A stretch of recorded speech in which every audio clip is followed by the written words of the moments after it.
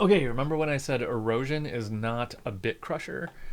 That's because Redux is a bit crusher. So let's make some Atari 2600 sounds here. So I'm going to take our drum loop, I'm going to duplicate it just so that we leave our original there, and then we'll take this new one and let's throw Redux on it. Okay, so most audio, um, well, it's hard to say what most audio is, but let's assume our audio is 16 bits, 44,100 samples per second.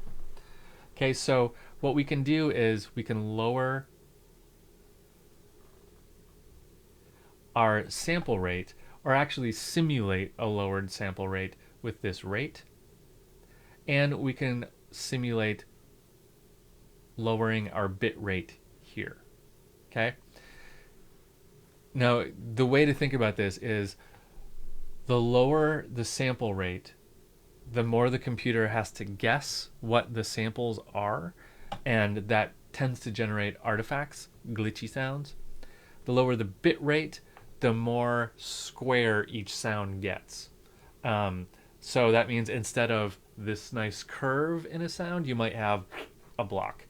And that also generates artifacts. Generally, if you want that Atari sound, you just want to lower that bit rate. So let's crank that back up and lower this bit rate on this drum sample. Let's turn off this drum bus. Okay, that's pretty much it. That's just noise because we're down to 2 bits. Crank it up a little bit.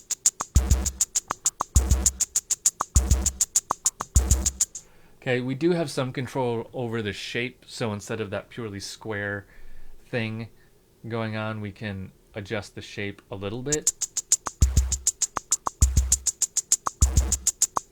Kind of preserving our low sounds a little bit better. Okay, let's pull back our sample rate.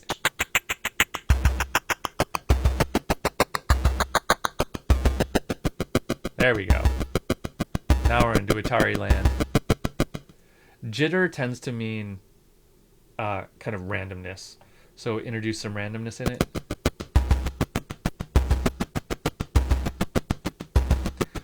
We can add a little bit of a filter. We've got a DC shift if typically we would use this if we've got some either a phasing issue or another noise issue, but because we're messing with the sample so much, this actually has quite a cool effect.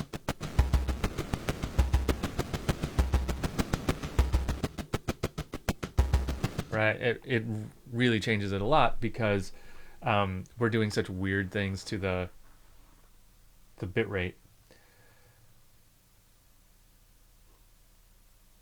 Cool. So, and we've got a dry wet amount, so we can let some of the original through. Cool. So I'm going to crank this up all the way wet, and then just play around with blending it into our original.